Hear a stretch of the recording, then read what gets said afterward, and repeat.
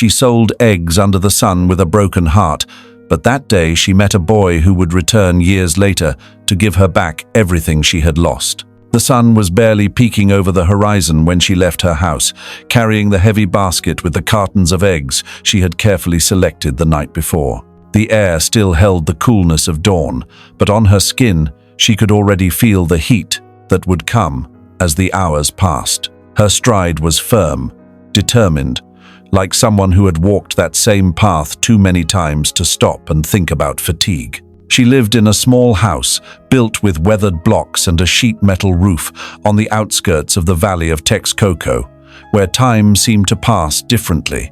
There, life was measured more by the season than by the calendar, and days repeated with the slowness of a prayer. Despite the hardships, she stood tall, a figure who had learned to withstand the force of economic and emotional winds. The ranch where she had worked for more than a decade had stopped paying months ago. What was once a stable source of income for several families in the town had become a symbol of abandonment and frustration. Under new management led by a man with a foreign accent and a hard heart, the place seemed to have been emptied not only of workers, but also of hope. That place, once a refuge of decent work, was now a shadow of what it used to be. That's why. And because she had no other choice, the woman devoted herself to selling eggs. It wasn't much, but it was something. She knew the hens she raised in her yard well, could tell which ones laid the best eggs, which were more temperamental, and which needed more attention. She wrapped them carefully, not just to protect them, but because each one represented an opportunity, a chance to gather a bit more to finally repair the roof that threatened to give in during the next storm. She set up her stand by the roadside, on a stretch where trees were scarce and shade was a privilege for early risers. She placed a small tarp over 4 stakes and arranged her goods underneath. She had an improvised board as a counter and a couple of plastic chairs worn by the sun. Drivers passing by recognized her, though not all stopped. Some threw her a smile, others avoided her gaze. Most simply kept going. She wasn't one to complain. She had learned from a young age that resignation leads nowhere and that one can also resist in silence. That's why, as she arranged the cartons, she made a conscious effort to keep her back straight and her gaze clear. She didn't want others to see the internal battle she fought every day, not to be dragged down by discouragement. In her home, the walls were stained by humidity, and the roof, with visible cracks, let in water when it rained. Sometimes she would wake up in the middle of the night to find puddles on the floor or drops falling with an irregular rhythm onto the kitchen furniture. Her neighbor, a kind and lonely man, had promised to help her with the repairs, but they needed materials she still couldn't afford. Every sale counted. Every customer represented one more step toward that simple yet essential goal: a roof that didn't threaten to collapse. Reality didn't offer big dreams, but it did bring daily urgencies that weighed like stones. That particular morning, the sun began to beat down harder earlier than usual.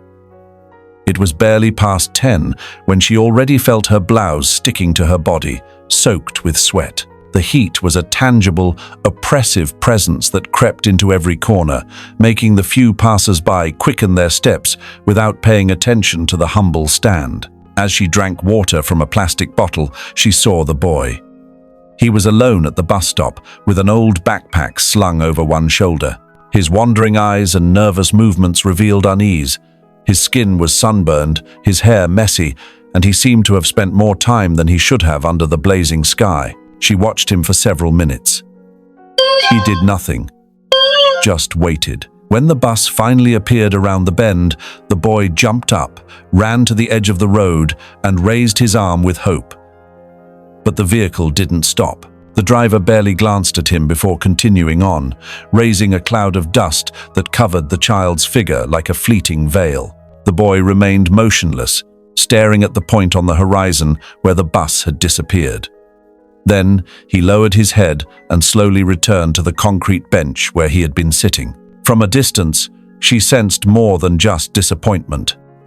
There was a mixture of resignation and sadness in his movements, a shadow that extended beyond his thin frame. She didn't think too much about it. She left her stand for a moment and took the bread she had saved for her lunch. Then she added a small box with half a dozen eggs and walked toward the boy. As she approached, she noticed the dark circles under his eyes and the empty expression on his face.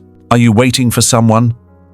she asked softly, handing him the bread without preamble. He looked at her in surprise, as if he didn't know how to react to such a direct gesture of kindness. "It left. The bus left," he murmured, and his voice sounded even younger, full of helplessness. She sat beside him without saying anything else. She offered him the eggs and waited. Finally, he began to talk, and he told her his name was Leonardo, that he came from another town, that he had run away from his relative's home because they mistreated him, and that his father lived in a municipality several hours away. He had no money, no clear plan, just the desire to reach the place where his father worked as a truck driver. He shared his story in pieces, like someone unsure whether to trust or not, but with each word, he opened up a little more, revealing the fear and determination that drove him. Despite his age, there was a premature maturity in him, born not from learning but from necessity. When he finished speaking, she reached into the pocket of her apron and pulled out the bill she had left. It was all she had for the week. 5 crumpled dollars saved as an emergency reserve. Yet, in that moment, she didn't think of her own problems. She looked at the boy and knew that if she didn't do something, he too would end up trapped in the same endless cycle of need. "Here, this should be enough for the next bus," she said, not waiting for thanks. The boy looked at her, his eyes full of disbelief. "Are you sure? I don't want to take your money." She gave a faint smile, an expression blending tenderness and firmness. "I've needed help before too. Just promise me you'll get there safely." He nodded firmly, and for the first time, a spark of joy appeared on his face. He stood up, slung his backpack over his shoulder, and before leaving, turned to look at her one more time. "Someday I'll pay you back, I promise." She didn't respond, just watched as he ran toward the road, with a new determination in his steps. She saw him disappear into the bright midday light, then return to her stand, where the eggs waited, aligned like soldiers in formation. That afternoon, she sold little. Sales didn't improve, but her mood was different. There was a new lightness in her movements, a feeling hard to describe. Maybe she couldn't change the world, but at least she had made a small difference. And sometimes, that was enough. The following weeks passed like a monotonous echo in the woman's life, as if each day were a precise repetition of the last. She woke up early, checked on the hens with the routine of someone who knows every feather, gathered the eggs with hands used to not breaking them, and prepared her humble roadside stand. The heat began to settle in earlier each day, as if the sun insisted on making existence heavier. Yet, since the day the boy with the tattered backpack vanished into the dust, something imperceptible had changed within her. It wasn't an obvious transformation. No one would have noticed any difference in her tone of voice or her daily gestures, but every time she arranged the eggs on her makeshift table or stretched the tarp to shield herself from the sun, a small spark of meaning burned a little brighter.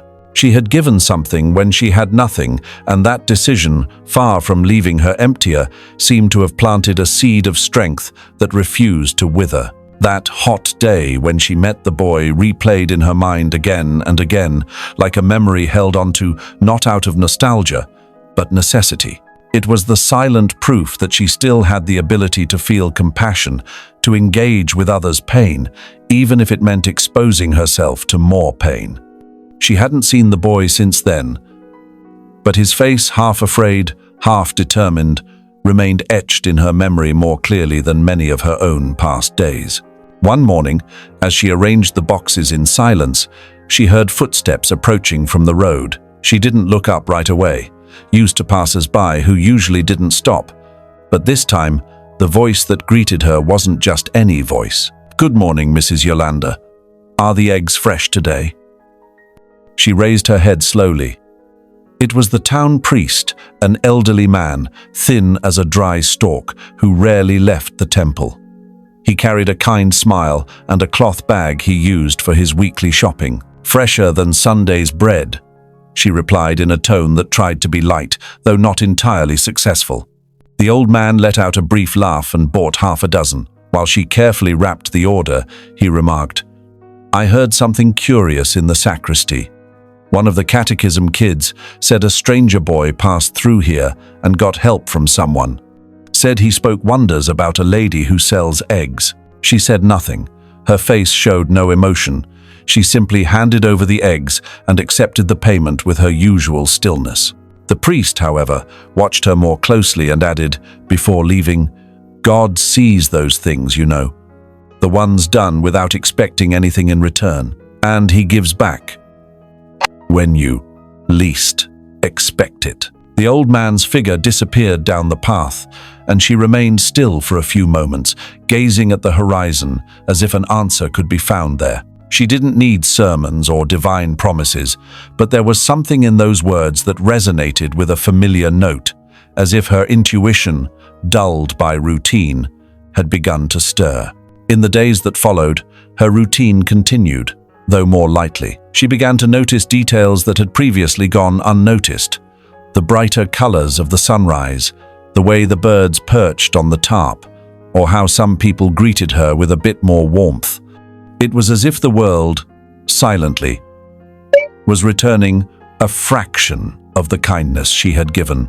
One particular afternoon, as she returned home with the basket half empty, she stopped in front of the door and looked up at the damaged roof. The cracks seemed deeper than ever, as if time itself had widened them in punishment for her indifference. She took a breath of dry air and thought of Diego, who had offered to help with the repairs weeks ago. She had postponed it, not because she doubted the neighbor's goodwill, but because she didn't want to be a burden. She knew he had his own problems too, and that, even though he was handy with tools, money remained an obstacle. That night, while preparing a simple dinner of tortillas, scrambled eggs and beans, she thought of the boy for the first time without pain. She wondered if he had made it safely, if his father had welcomed him with open arms, if he was sleeping in a safe bed. She couldn't know, but imagining it was enough to spark a subtle warmth in her chest. The days stretched on uneventfully, until an unexpected conversation broke the constant calm. Margarita, her childhood friend, came to visit one afternoon as the sun began to wane. They sat on the porch sharing coffee, as they used to in lighter times. "You look less tired than usual," Margarita commented, with her direct yet affectionate tone. She shook her head. "It's the heat. It numbs the sorrow." "Don't act tough," insisted the visitor. "Something's changed in you. I don't know what, but I can see it." Yolanda didn't respond right away. She watched the hens move around the yard, the way they pecked at the ground patiently. Finally, she spoke. "A few weeks ago I helped a boy, a stranger. I gave him the last $5 I had on me. He was looking for his father." Margarita stared at her without blinking. "And why did you do it?" The question seemed simple, but it wasn't. "Because I've felt lost too, and if someone hadn't reached out to me then, maybe it was my turn to do it now." The answer wasn't grandiose or heroic. It was barely a whisper of humanity, a sincere expression that seemed to sum up her entire existence. Margarita nodded, understanding without the need for more words. That night, as the sky filled with stars and the crickets began their serenade, the woman looked up at the heavens with a mix of serenity and expectation. She wasn't hoping for rewards or miracles, but for the first time in a long while, she felt she had planted something different. She didn't know when or how it would bloom, but the seed was there. What she didn't know, as she turned off the lamp and settled into her creaky wooden bed, was that the seed was already sprouting in distant lands, in a young mind that hadn't forgotten her. And at the distant crossroads of life, destiny was already beginning to turn its gears. The calendar, hanging on a wall stained by kitchen smoke, marked an irrelevant date. In the woman's world, days weren't distinguished by numbers, but by the weight they placed on her body and spirit. Each dawn was a silent repetition of the last, where hope wasn't lost but learned to hide in the smallest corners. An uncracked egg, a fair sail, a night without leaks. Almost 2 decades had passed since she left her job at Hacienda La Resurrección. When the old management gave way to foreign interests and wages stopped coming, the place was renamed Hacienda Morales. A bitter irony for those who grew up working its lands. Under the rule of Edgar Morales, a businessman from the north who spoke Spanish clumsily and exercised authority excessively, the site became ruthless. The community, once united by collective labor, fragmented under the pressure of unfair contracts and working conditions bordering on exploitation. For her, the estate wasn't just a painful memory. It was the root of many of her current deprivations. The broken promises, the years given away in exchange for nothing, weighed more heavily than the cracked concrete of her house. What little she had rebuilt with tired hands, selling eggs by the roadside while the world spun on without waiting for those left behind. That day, the sky was covered with thick clouds threatening a storm. She walked back from the stand, the basket half empty and her heart tight from the routine. Each step kicked up damp dust, and the smell of wet earth was a promise of rain her roof was no longer able to withstand. When she reached the entrance, she stopped to look at her house. She didn't need to inspect it closely. She knew every crack in the walls, every loose porch board, every place where buckets had to be set out when it rained. Diego, her longtime neighbor, had offered more than once to help her with repairs. He knew how to work wood and concrete with skilled hands and had tools no one used anymore, inherited from his father. But the problem wasn't the labor, it was still the materials. Sheets, cement, nails, sealant, everything cost more than her daily sales could provide. And borrowing was something she had promised never to do again. The last time, it took her 3 years to pay off a small debt that haunted her like a shadow. When she entered, she removed her soaked hat and hung it on the same nail as always. A thread of water dripped from a crack in the living room ceiling, falling with a steady rhythm into a plastic bucket. The sound was so familiar she hardly noticed it. She put water on to boil for coffee and sat by the window with a blanket over her shoulders, watching the slow movement of the branches in the rain. Her thoughts inevitably drifted to the boy. So much time had passed since that encounter, she no longer knew whether she remembered his real face or an idealized version. She only knew she hadn't forgotten him. In the midst of her own misery, she had found space for a gesture of compassion, and although she never expected anything in return, part of her longed to know what had become of him. Had he made it safely? Had he found his father? Had he remembered the promise? She sighed.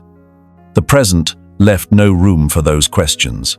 She had to think about how to buy more feed for the hens, how to manage when the storm worsened, how to survive another week with the little she had left. Life didn't pause for sentimental answers. A few dry knocks at the door pulled her out of her thoughts. She assumed it would be Diego, as usual, bringing something from the market or just stopping by to say hello. But when she opened it, it wasn't her neighbor.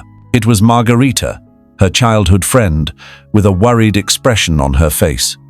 She carried a closed umbrella under her arm, and her clothes were damp from walking in the drizzle. "Did the rain catch you?" the woman asked, making room for her to come in. "A little, but that's not why I'm here. I just saw something that left me confused."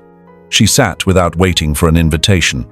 "I was walking toward the store and saw Edgar Morales in his new truck.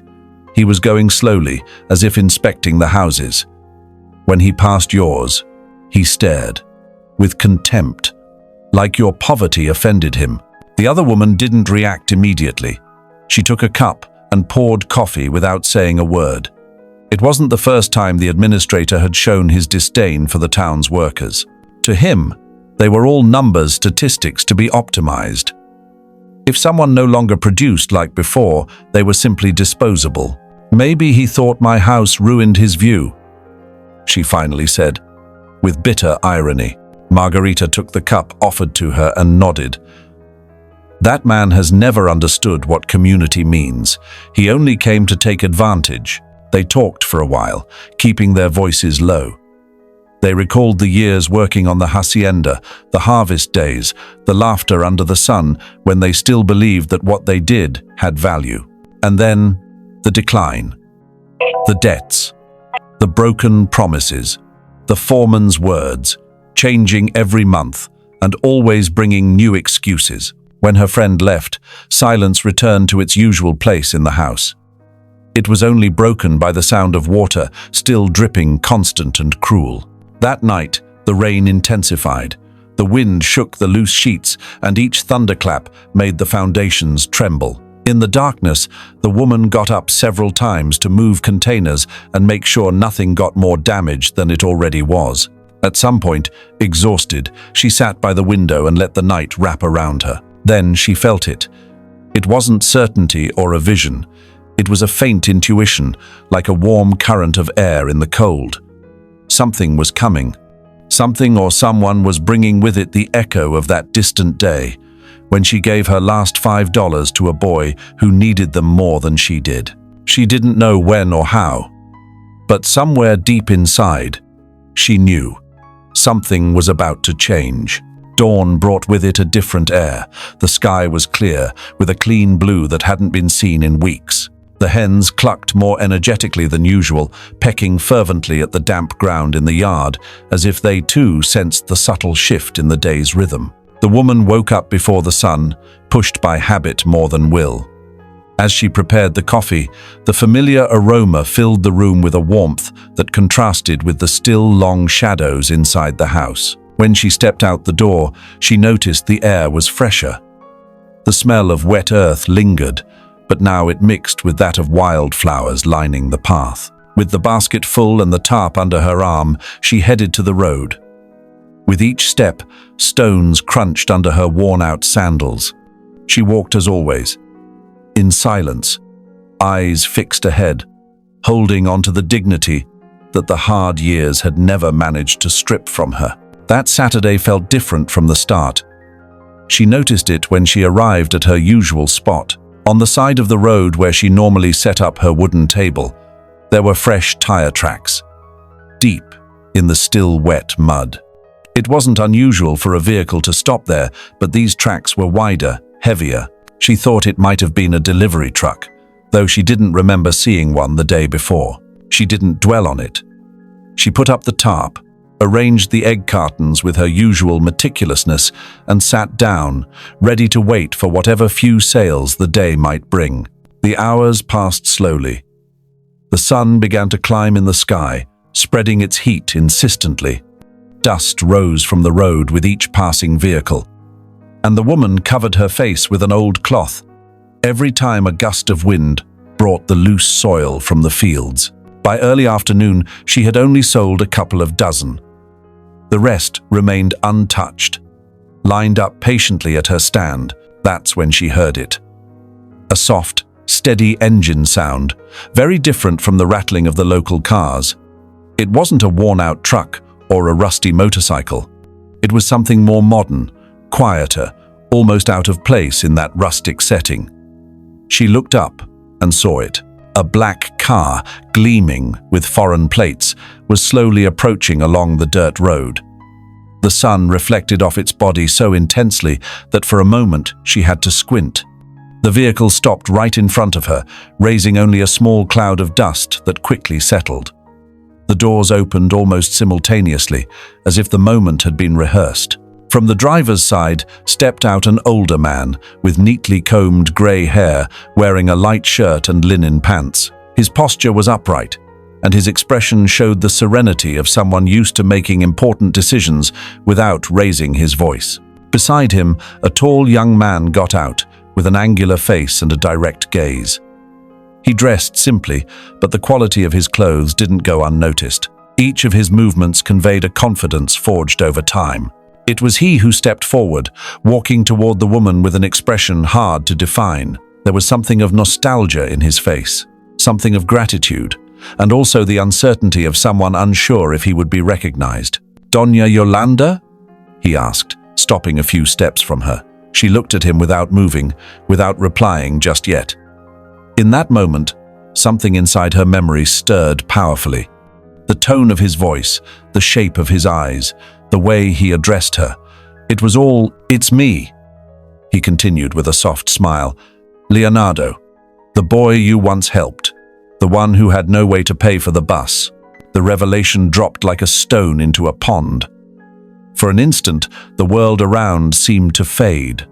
The dust, the heat, the hens, the eggs, everything lost focus as she looked at him, trying to reconcile the image of the skinny, lost, frightened boy with the man standing before her. "Leonardo," she murmured, as if the name gave her breath. "You've grown. A lot has happened since then," he said, holding back emotion. "But I never forgot that day, or what you did for me." The woman remained silent, then her eyes shifted to the older man who had stayed at a respectful distance. The young man noticed and quickly introduced him. "This is my father, Mateo Lopez. It was with him I was able to reunite thanks to you." Mateo stepped forward and extended his hand firmly. His words were simple, but full of meaning. "Thank you for taking care of my son when he needed it most. Now, we're here to take care of you." She didn't respond immediately. She gripped the offered hand with contained strength, like someone clinging to reality to avoid being swept away by the vertigo of memory. She wasn't the kind of woman to give in to sentimentality, but that moment broke something inside her. A dam of entire years spent holding on, enduring, waiting in vain.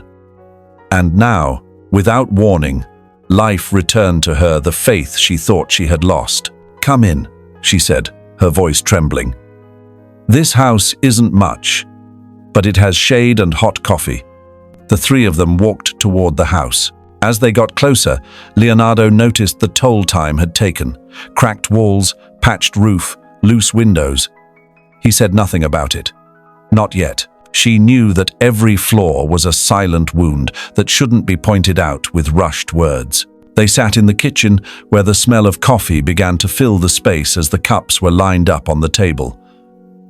For a while, they talked about what had happened after that farewell at the bus stop. The young man recounted how his father received him, how they managed to stabilize their lives, how he was able to study thanks to a scholarship Mateo obtained through connections.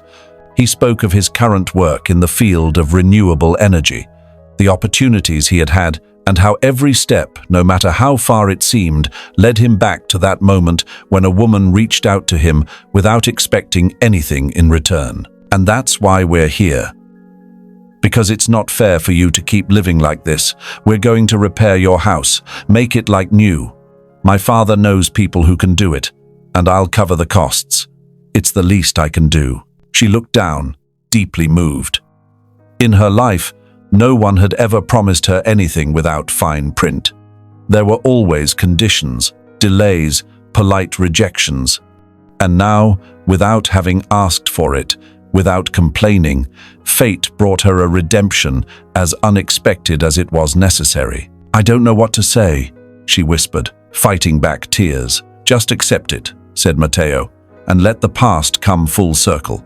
That day, as the sun began to set behind the mountains, the woman stood on the porch and looked down the road where father and son had departed. She didn't take the egg cartons back home. She didn't need them that afternoon.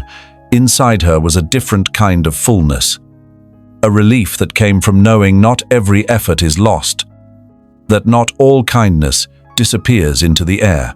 Sometimes, though late, it returns.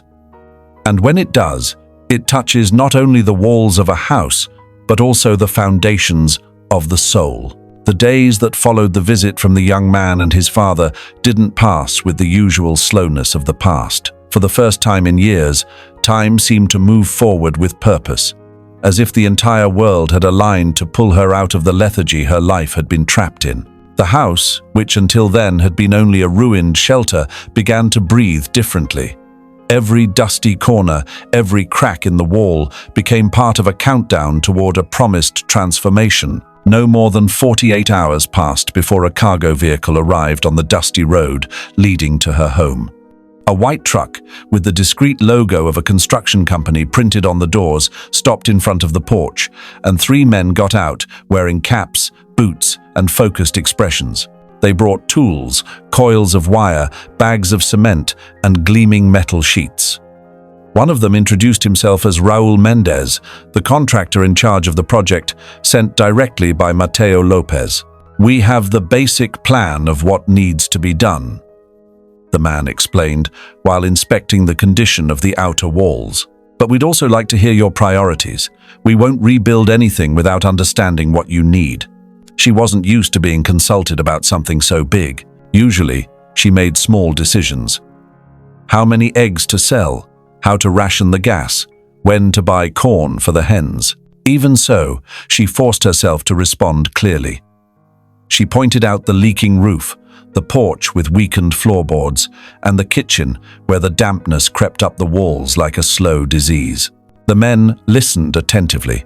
They took notes, measured spaces, and discussed among themselves in low voices. The movement around the house was immediate. They began by removing the old roofing sheets, which crashed to the ground with a thud that made the earth tremble. Then they dismantled the rotting window frames, and finally, they started digging into the porch foundation to reinforce it from below. She watched from a wooden chair beside the chicken coop. She didn't intervene, but her eyes followed every movement. Watching her home being dismantled piece by piece was like seeing her own life exposed to the open air. Every falling plank, every rusty nail removed with effort, was a part of her story carefully taken out. Leonardo showed up almost every day. Sometimes with his father, sometimes alone. He always brought something: sweet bread, ground coffee, or simply his quiet presence. He didn't speak much at first.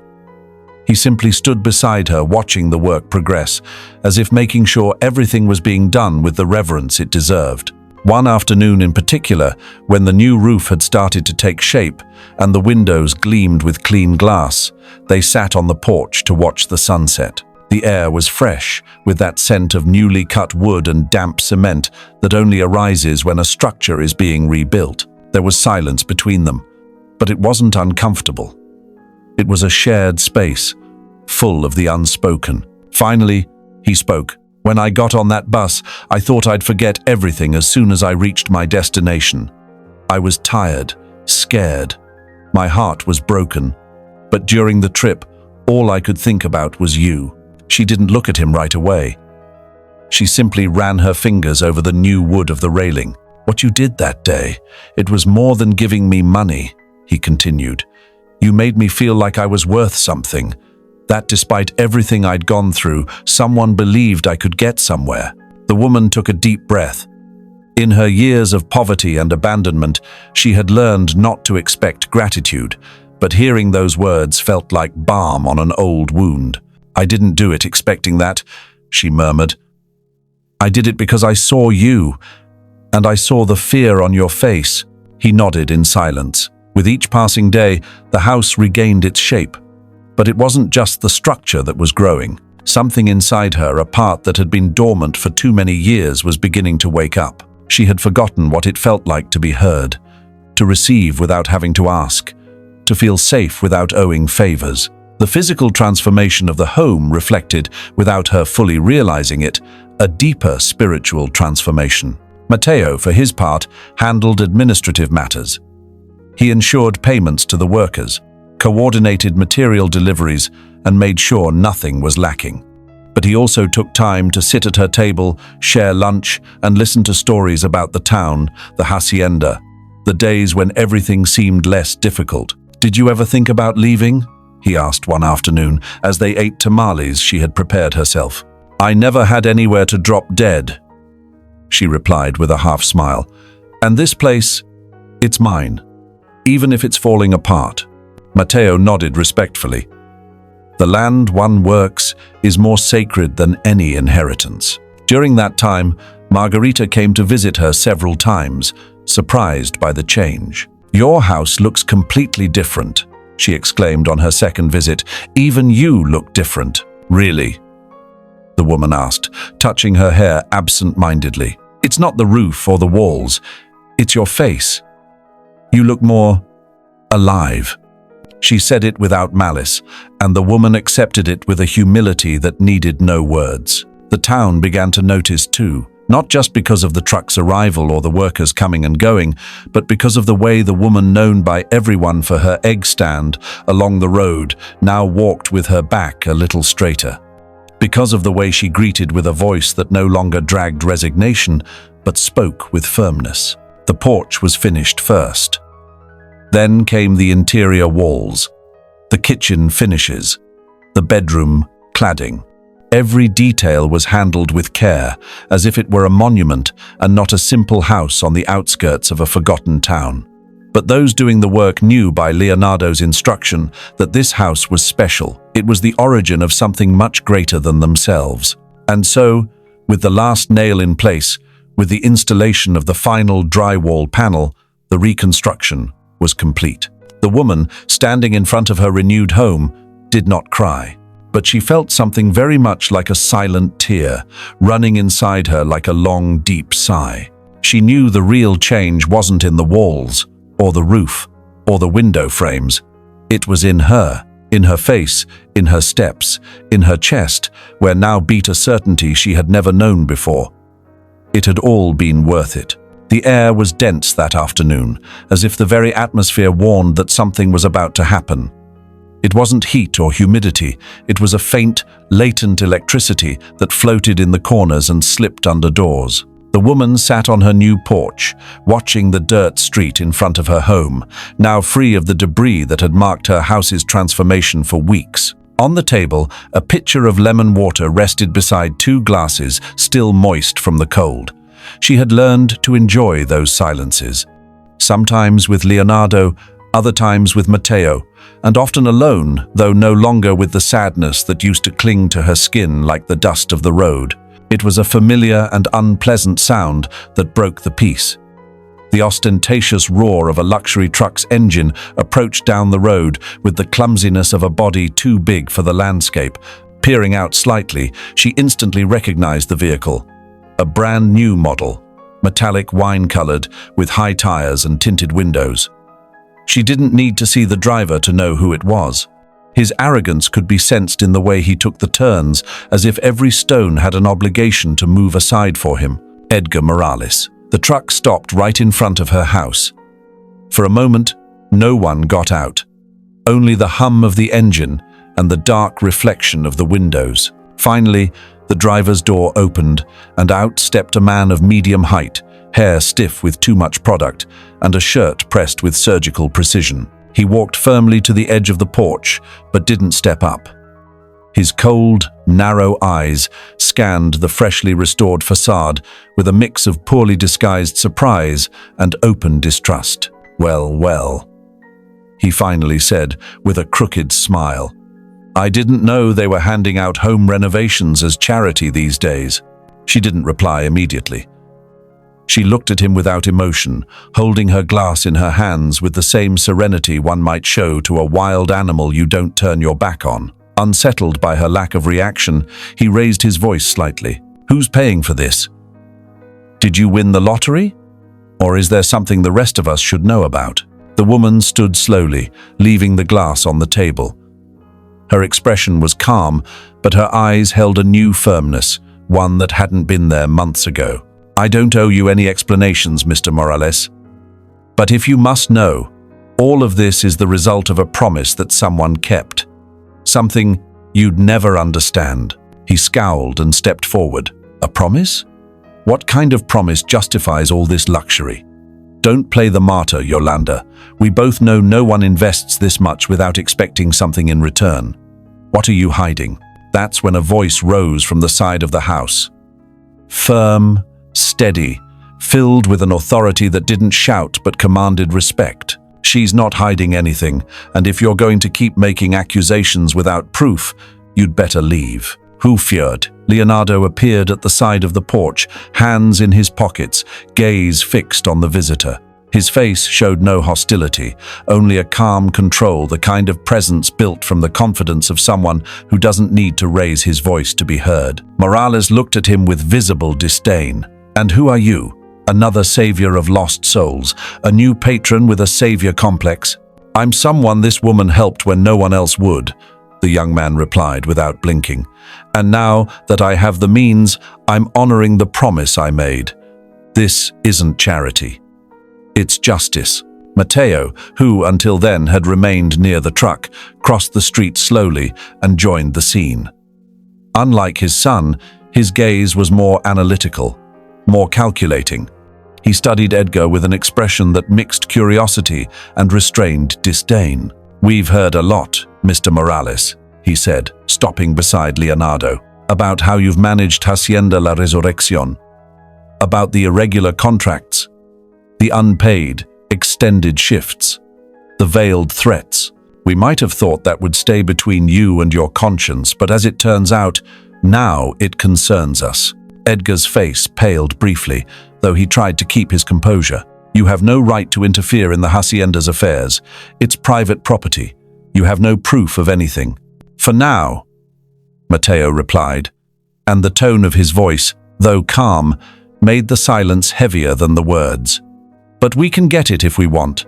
You know how well a federal audit holds up, don't you?" The administrator swallowed hard, tense.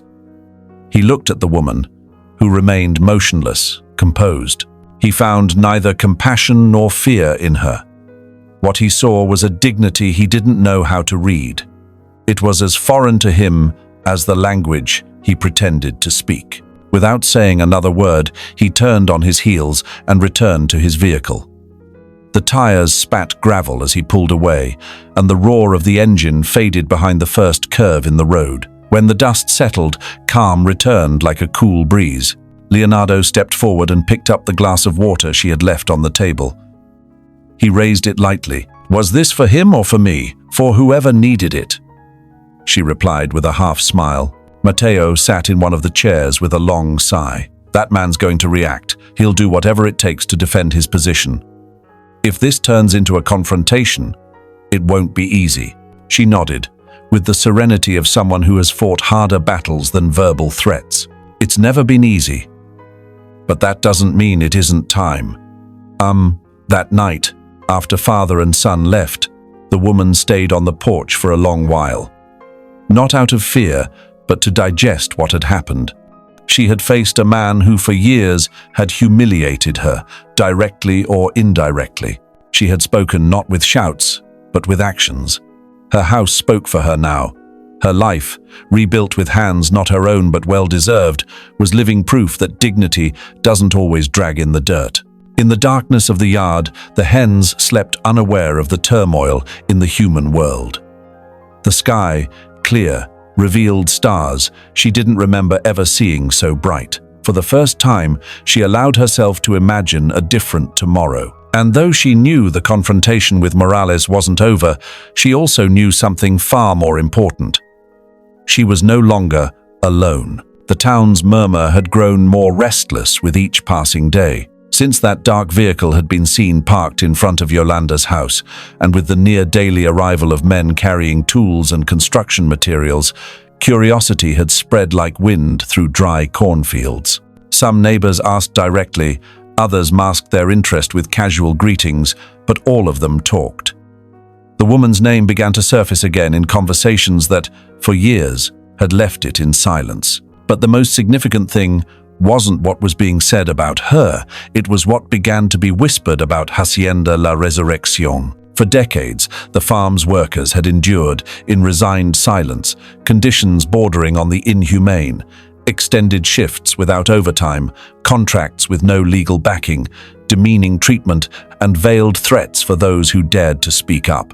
What had long been an open secret began, thanks to the actions of Matteo and Leonardo, to emerge as a public denunciation. One mild morning, when the sky seemed to rest gently over the mountains, Yolanda was invited to a meeting organized by father and son. The chosen location was the old community hall, a building with lime-washed walls, sturdy wooden tables, and a high-beamed ceiling, where baptisms, patron saint festivities, and long-forgotten worker assemblies had once been held. She arrived with the caution of someone who has never been part of collective decisions, but was received with unexpected deference.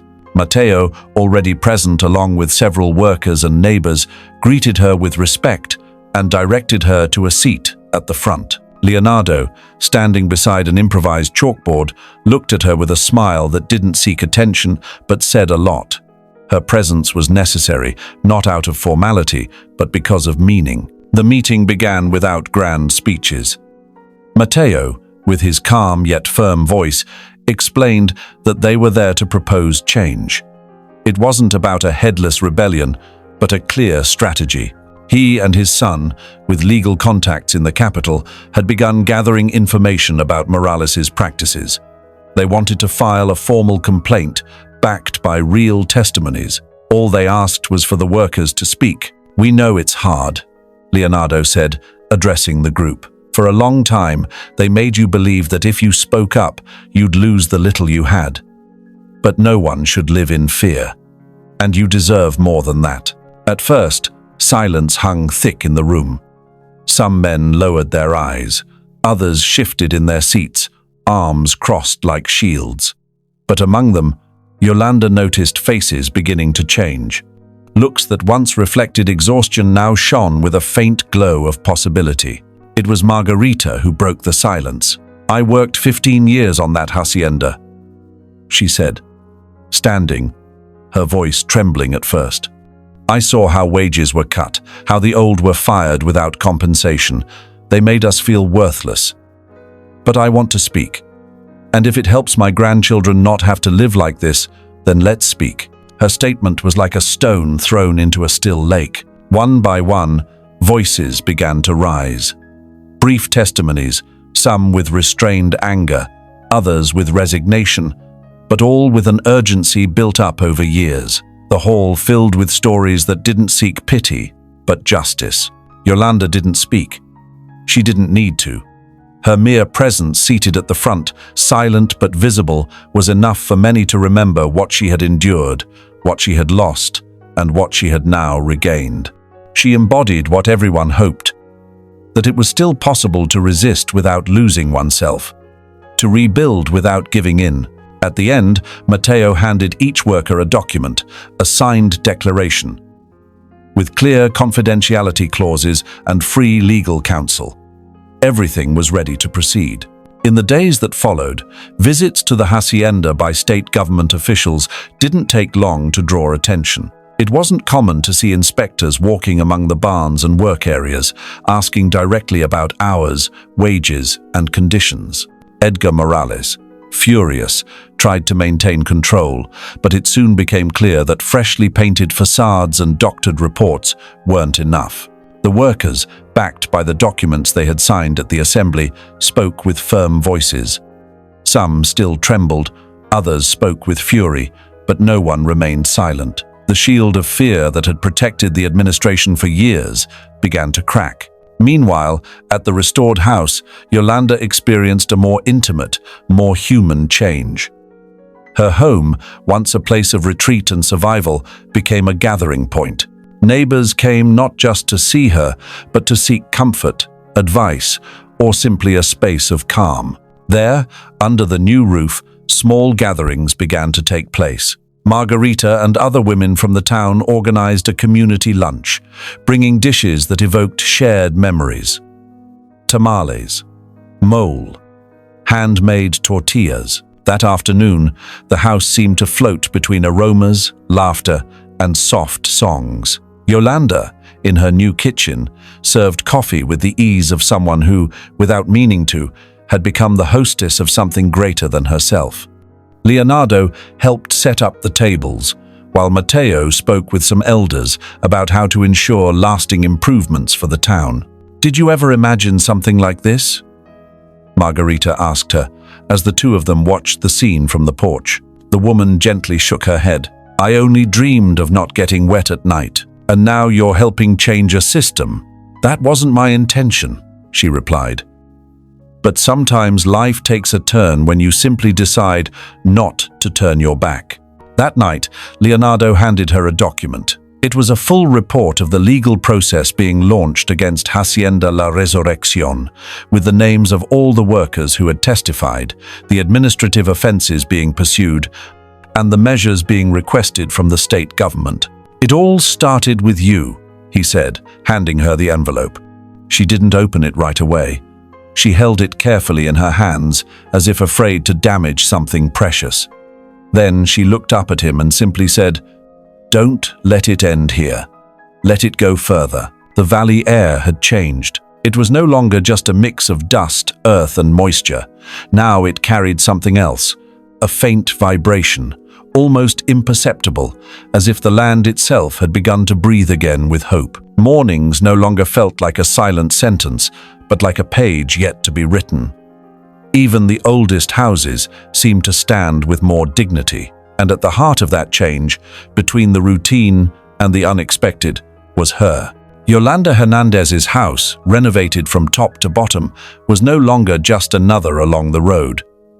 It had become a symbol. Not out of ostentation, it remained modest.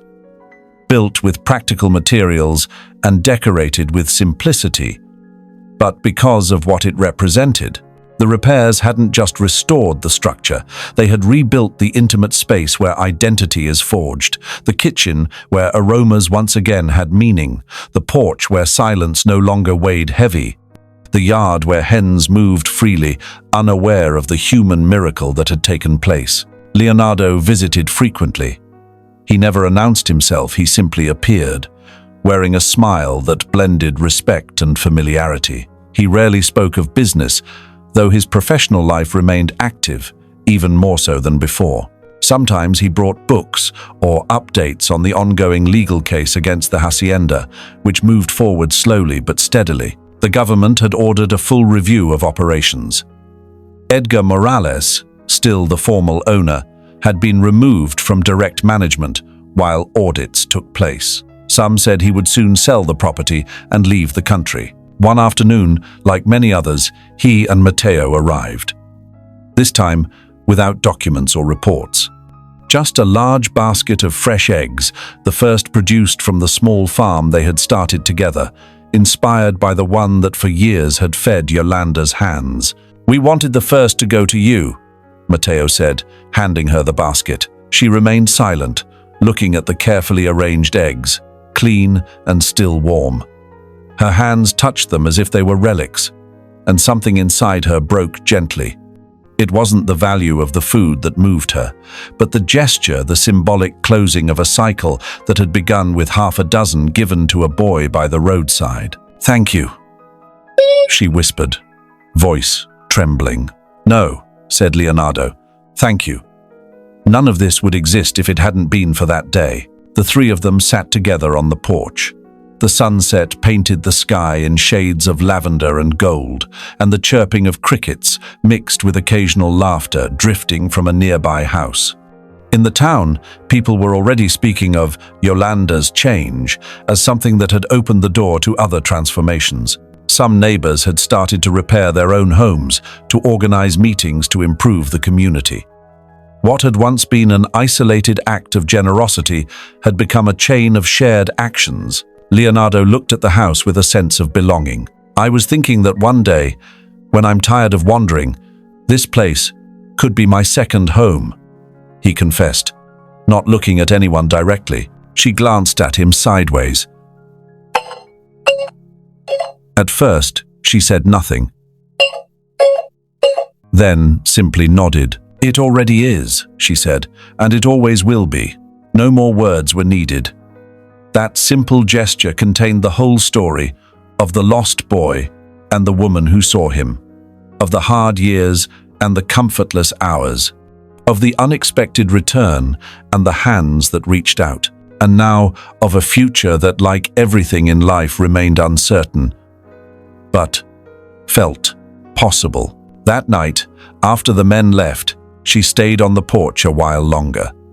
The kitchen light spilled through the window like a warm beacon. She looked at the dusty road stretching in front of her house and thought of all that had passed along it. Fatigue, abandonment, sacrifice, And then, like a flower blooming in improbable soil, the reward. The following days brought the formal resolution of the intervention at the hacienda. Workers began to receive fair wages with legal contracts. Some were even promoted or reassigned to more dignified positions.